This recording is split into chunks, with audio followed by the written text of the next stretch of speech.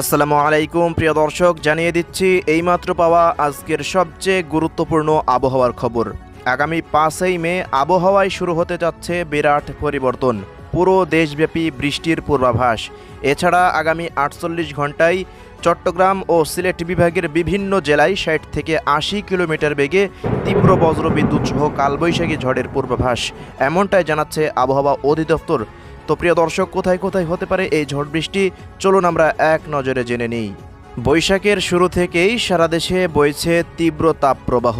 এর ফলে জনজীবনে হাঁসফাঁস অবস্থা। শুধু তাই নয়, সোমবার 29 এপ্রিল দেশের বিভিন্ন এলাকায় হিট স্ট্রোকে একদিনে 17 জনের মৃত্যুর রেকর্ড হয়েছে। দেশের বিস্তীর্ণ এলাকায় চলমান তাপপ্রবাহে জনজীবন অতিষ্ঠ হয়ে উঠলেও বৃষ্টির সুখবর মিলেছে। আবহাওয়া অধিদপ্তর বলছে, অন্তত 2 দিন তাপমাত্রা প্রায় অপরিবর্তিত থাকতে পারে।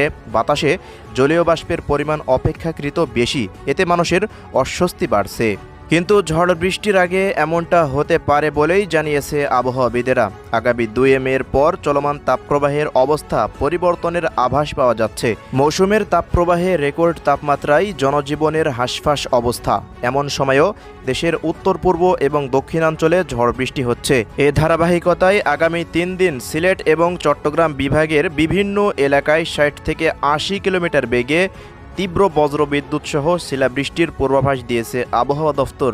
এছাড়া সারা দেশে দিনের তাপমাত্রা বাড়তে পারে এবং রাতের তাপমাত্রা প্রায় অপরিবর্তিত থাকতে পারে। জলীয় বাষ্পের আধিক্যের কারণে অস্বস্তিভাব বিরাজমান থাকতে পারে বলে জানিয়েছেন আবহাওয়াবিদেরা।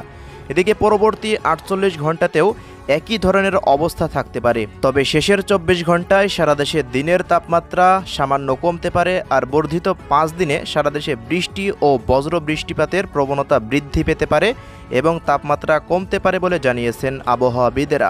তো দর্শক, এই ছিল আজকের সবশেষ আবহাওয়ার রিপোর্ট। প্রতিনিয়ত আপডেট পেতে আমাদের চ্যানেলটিকে সাবস্ক্রাইব করে রাখুন। আল্লাহ হাফেজ।